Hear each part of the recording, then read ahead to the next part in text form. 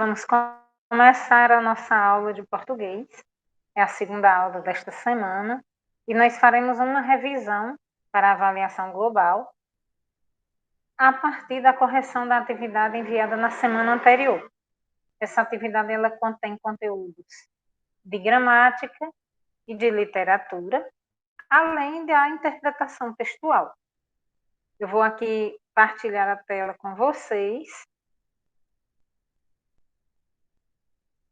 Lembrando que os slides da aula anterior e a correção desta atividade são, além das páginas do livro didático que eu já apresentei, o material de estudo para a avaliação global do segundo período.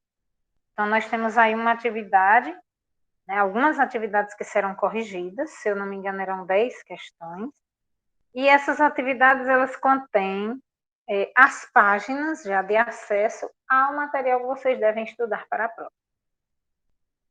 A primeira questão está no livro, o conteúdo para resolvê-la está no livro, na página 46.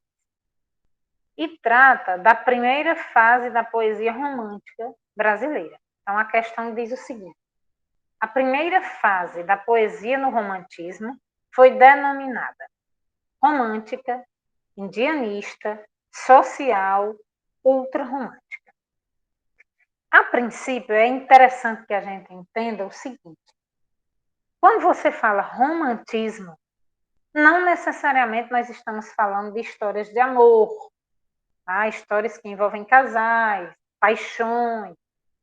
Quando nós falamos de romantismo enquanto escola literária, nós estamos falando de uma escola que tem como principal representante gênero textual na prosa o romance, certo? E que o romance é uma narrativa longa, com muitos personagens, com um enredo extenso.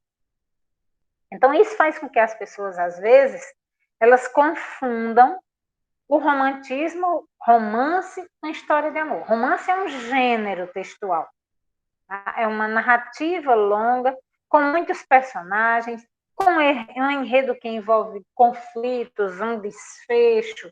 Então, isso é o romance. O romantismo ela é uma escola que abrange muito mais do que isso. Primeiro, quando se fala de romantismo no Brasil, nós podemos compreender que o romantismo se dividiu em duas partes, a parte em poesia e a parte em prosa. Estamos falando aí da poesia. A poesia ela se dividiu em 3 fases no nosso romantismo. Tá? Então, a primeira fase da poesia foi chamada poesia indianista. Essa é a resposta correta da primeira questão. A segunda fase seria a ultrarromântica e a terceira fase seria a social. O que é que caracteriza essa poesia indianista da primeira fase do romantismo? A valorização da natureza, do nacional, do Brasil, da pátria, e a figura do índio como protagonista, como herói brasileiro das nossas histórias, das nossas poesias, dos nossos romances. Por isso, a primeira fase da poesia romântica no Brasil é denominada indianista.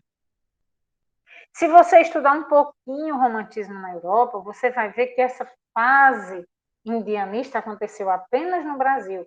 Na Europa, o herói, o cavaleiro medieval era destacado nas histórias.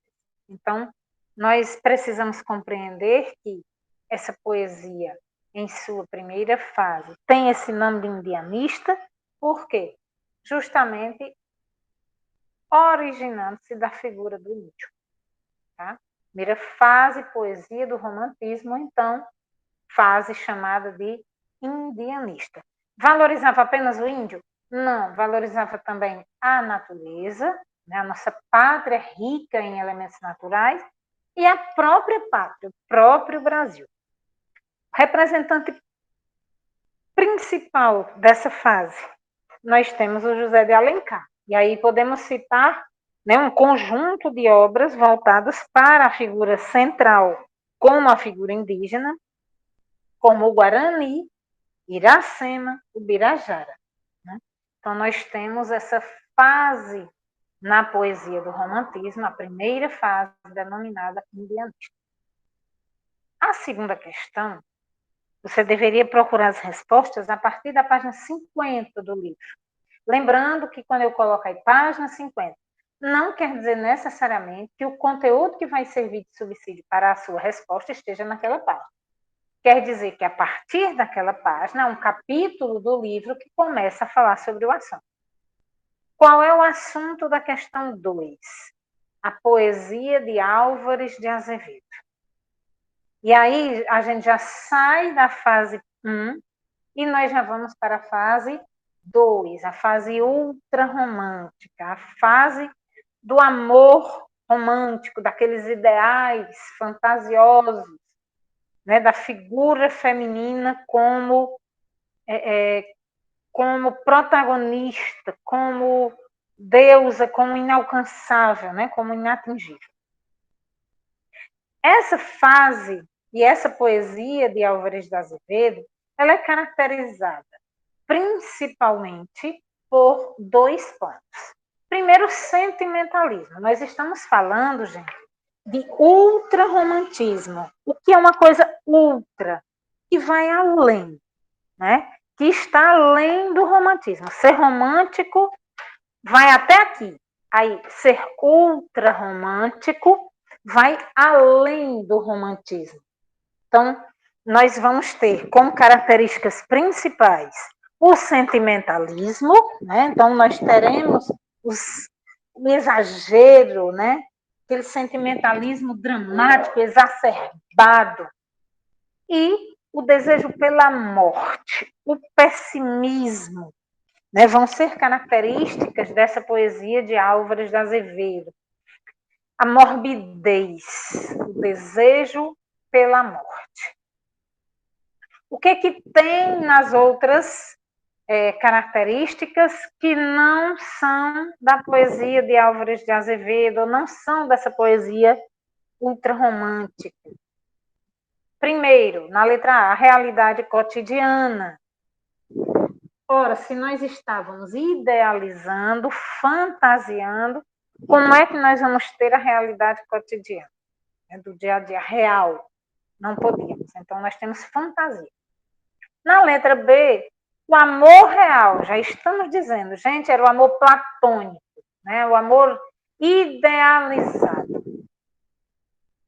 D, o amor espiritual e breve, nada de amor breve, amor que dura até a morte, amor que acaba ou nem acaba com a morte, né? Tanto que é algo assim que é transcendental, que ultrapassa as barreiras da realidade. Então, a resposta seria a letra C. São características da poesia de Álvares de Azevedo, sentimentalismo e desejo pela morte. Na questão 3, né, para pesquisar, você deveria ir ao livro até a página 126. Nós estamos falando de um autor chamado Manuel Antônio de Almeida. Aqui a gente já sai da poesia e nós entramos na prosa. Tá? Então, a gente tem 2 tipos, a poesia, a prosa. A prosa, que além de Manuel Antônio de Almeida, a gente pode destacar Joaquim Manuel Macedo, né? O José de Alencar, de novo, ele está em todas, tá? Por isso que ele é um expoente, é um nome tão forte no romantismo. E aí estamos vendo Manuel Antônio de Almeida, que escreveu um livro chamado Memórias de um Sargento de Milícias. É uma obra que tem características muito distintas do romantismo prosa de um modo geral, tá? Muito incomuns para o período romântico. Que características são essas? Aí nós temos como resposta a letra A, né? personagens de classe social baixa. Então, os personagens principais dessa obra são personagens de classe social baixa. Como costumavam ser os personagens normalmente das obras do romantismo em prosa? Classe social alta, a classe social em ascendência, a classe social rica mesmo. Tá? Até depois, quando a gente já tem o realismo, nós continuamos com alguns autores apresentando essas mazelas dessa classe social. Então, uma das coisas que eram incomuns para o romantismo é justamente isso. O cenário, a ambientação, os personagens são personagens de classe social baixa. Por que não é a letra B? Ironia na linguagem. Essa ironia a gente vai ver mais lá com Machado de Assis, no realismo. O amor platônico. Esse amor platônico. Aliás, e a ironia nós vamos ver com Machado de Assis no próprio romantismo também. O Machado ele pertence às duas escolas, né? Ele tem obras nas duas escolas. O amor platônico é comum, não é incomum, tá? No modernismo. O amor apenas de um dos personagens, o amor idealizado, a gente já viu agora há pouco, quando falávamos de Álvares de Azevedo, né? A mulher idealizada é um personagem também muito comum. A idealização feminina. Isso é importantíssimo no romantismo e que não está aí comum na obra de Manuel Antônio de Almeida. Então, nós temos como resposta correta para essa questão exatamente o fato de que os personagens principais da obra, né, são personagens do povo, personagens de uma classe social baixa. Certo? Isso é incomum no romantismo. A maioria das obras tratava de personagens ricos. A quarta questão, o conteúdo está no livro, página 191. Aí nós já saímos do romantismo e passamos para o realismo. Inclusive, é algo que a gente precisa lembrar, é que essa obra Memórias de um Sargento de Milícias, ela tem características já realistas, né? Poderíamos dizer até que ela é uma obra de transição, e tem características também modernistas e até características da literatura contemporânea. Está aí a sua importância. Voltando aqui à questão 4, livro, página 191. O realismo, em suas obras em prosa, caracteriza-se principalmente por, gente, realismo, vem de quê? Real, realidade. Então, subjetividade e emoção, ao contrário, é objetividade e razão. Seria. Razão e idealismo, razão sim, mas idealismo não, realidade mesmo. Descrição e sentimentalismo, descrição sim, mas sentimentalismo, realidade, estou falando de objetividade. Então, a verdadeira, né, a resposta correta seria a letra D. As duas principais características do realismo são objetivismo, então é um objetivo, a objetividade é real, é traduzir aquilo que está na realidade, e crítica social, fazer uma crítica, apresentar a realidade, mas criticando os problemas da sociedade brasileira. Então, nós temos aí a letra D como resposta principal. O romantismo era subjetivo e fantasiava a realidade, enquanto que o realismo é objetivo e faz crítica à sociedade. A questão 5 está no livro, na página 212. Fala de um livro de Machado de Assis, um livro do realismo, que introduz, né, conhecido como o livro que introduz, é o marco inicial do realismo no Brasil. Então, é a primeira obra realista, né, com características realistas, publicada no Brasil. Lembremos que Memórias de um Sargento de Milícias, lá no romantismo, já tinha características, tá? Aí você pode dizer, mas como é que essa daí aqui é a primeira? Se uma escrita antes já tinha. Tinha características, mas nessa daqui predominam as características realistas. A gente tem que sempre lembrar disso. É o que tem mais são características do realismo. Escrita por Machado de Assis em ordem aleatória dos fatos, ou seja, os fatos não seguem uma ordem cronológica. Ele vai lembrando de alguma coisa e vai inserindo na história e vai contando. Então é como se ele estivesse aqui, aí conta uma história, aí outra, lembra de outra que aconteceu depois, aí lembra de outra que acontece no momento. Então, os fatos são contados em ordem aleatória. Ou seja, não tem ordem. O que segue a ordem para contar é ele lembrar. Existe um ditado que diz, uma história puxa a outra. Então, ele vai contando uma e lembrando de outra sequência, de outra cena. Certo?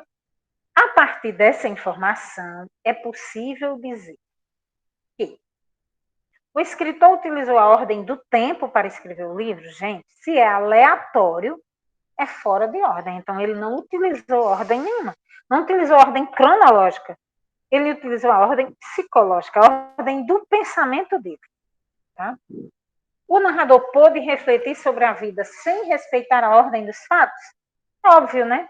Sem respeitar a ordem dos fatos, porque a ordem é aleatória. Ele conta o fato a partir do momento que ele lembra, ele reflete sobre o fato e ele lembra de outro que pode ter acontecido antes, por exemplo.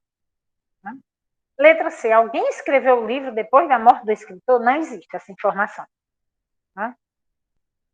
É aleatório porque a ordem é trocada.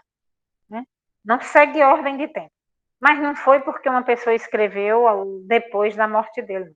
Embora o nome seja Memórias Póstumas, gente, mas nós estamos falando da memória de Brás Cubas, o personagem, e não o autor. Tá? A história é uma ficção que faz previsão do futuro. Mesmo que fosse, isso não quer dizer que ela não pudesse ser em ordem do tempo, em ordem cronológica. Então, não é porque ela é uma ficção, eu posso criar uma história, né, escrever um livro ficcional e aí tudo ser certinho, numa linha coerente de pensamento, tá? Então, não é porque prevê o futuro, ou porque é algo que não existe na realidade, que necessariamente tenha que ser fora de ordem. A questão 6 está no livro, página 212. Nesse mesmo livro de Machado de Assis, chamado Memórias Póstumas de Brás Cubas, ele inicia o livro explicando que não tem compromisso com o que ele está dizendo.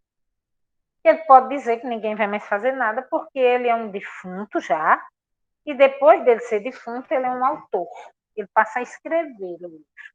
Defunto, autor. Defunto, vocês sabem, já morreu. Autor que está escrevendo o livro. No caso, ele vai escrever suas memórias depois que morre. Essa expressão ela foi utilizada por Machado de Assis e pode ser entendida como: alguém escreveu o livro depois da morte do autor? Não. Quem escreveu o livro foi o próprio Machado.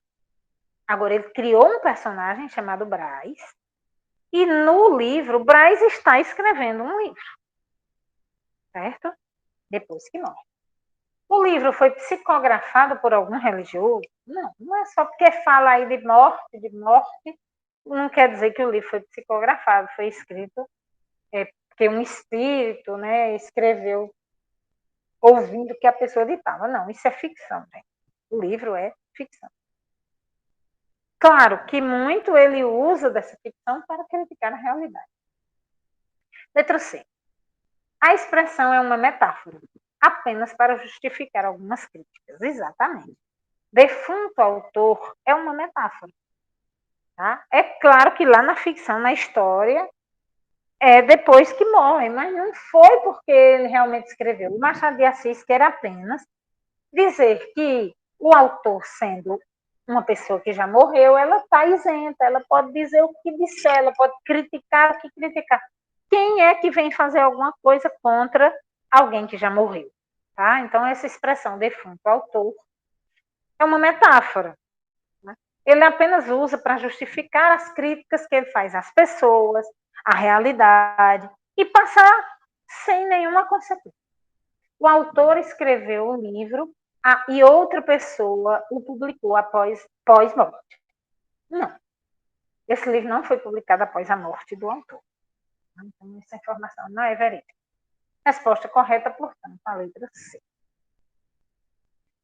Aqui a gente sai da literatura e, a partir da 7ª questão, a gente passa a tratar de gramática. Nosso primeiro assunto são os pronomes pessoais. Então, nós temos os pronomes pessoais do caso reto, do caso oblíquo e de tratamento. Essa questão aí, e vocês vão encontrar o conteúdo na página 137, trata dos pronomes pessoais retos. Na frase, somos parte de um todo, qual o pronome pessoal que pode ser anteposto ao verbo? É importante a gente lembrar isso. Eu até dou uma dica sempre para os meus alunos. Você não sabe se uma palavra é o verbo? Antepõe um pronome pessoal. Eu, tu, ele, o, eles, nós, vós, eles. Aliás, eu, tu, ele ou ela, nós, vós, eles ou elas. Tá? Antepôs esses pronomes à palavra, ter o certo conjugar é verbo. Tá? Então, nós temos aí, somos parte de um todo. Temos o verbo ser aí, somos. Flexionado, somos. Qual é o pronome pessoal que pode ser anteposto ao verbo? Eu já sei que aí a terminação está no plural, então eu vou procurar um pronome de plural, nós, vós ou eles. Tá? Resposta correta, portanto, nós, primeira pessoa do plural. Nós, primeira pessoa do plural, somos verbo, primeira pessoa do plural. Tá? Então, é importante a gente entender que os pronomes pessoais, eles são antepostos aos verbos e eles funcionam como sujeito do verbo. Temos aí o sujeito nós e o predicado somos parte de um todo. Se o sujeito está no plural, o predicado também deve ir para o plural. Aí é concordância. Em outro período nós vamos estudar isso. Tu seria a segunda pessoa do singular, ele, terceira pessoa do singular, e vós, segunda pessoa do singular. Tá? Então, os pronomes pessoais, eles indicam ainda as pessoas do discurso, que são 3. Primeira, eu e nós. Segunda, tu e vós. Terceira, ele, eles, ela, elas. Okay? Resposta, portanto, letra C. A questão 8, que também é de gramática, está na página, o assunto está na página 78 do livro de vocês. E diz respeito sobre os artigos. Na língua portuguesa, né, artigos, pronomes, numerais, adjetivos, substantivos, são nomes. O artigo, ele acompanha o substantivo, definindo ou indefinindo. Aí eu tenho aí, ó, no texto. Houve um tempo em que os homens sonhavam com um ideal mais próximo da coletividade. As palavras destacadas indicam. Houve um tempo. Especifica que tempo é esse? Não. Então, eu já elimino aí a letra A e a letra C. Nós não temos certeza e nós não temos definição quanto ao tempo. Sonhavam com um ideal mais próximo da coletividade. Que ideal seria esse? Daí uma característica, próximo da coletividade. Mas não diz que ideal seria esse. Então, nós temos um tempo, um ideal de uma forma indefinida. Tá?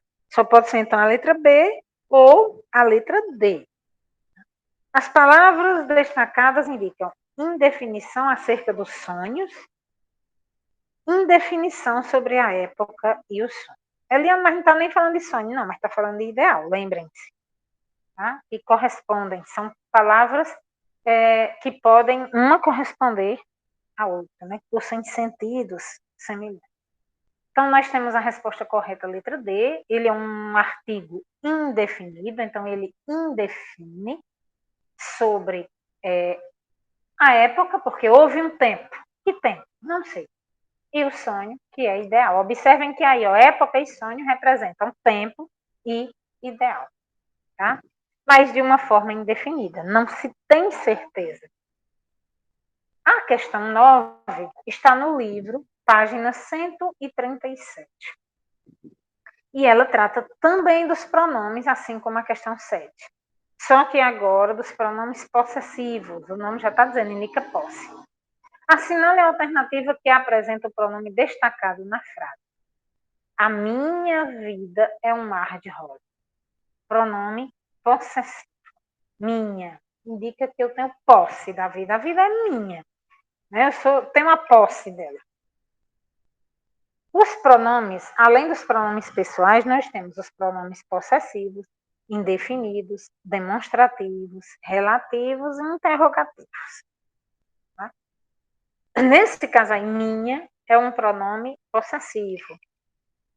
Observem aí que eu tenho vida, substantivo, minha, que acompanha esse pronome, né, dando ideia de posse, e há um artigo também que se minha, que acompanha o substantivo, e a que se refere determinando esse substantivo. A vida é minha.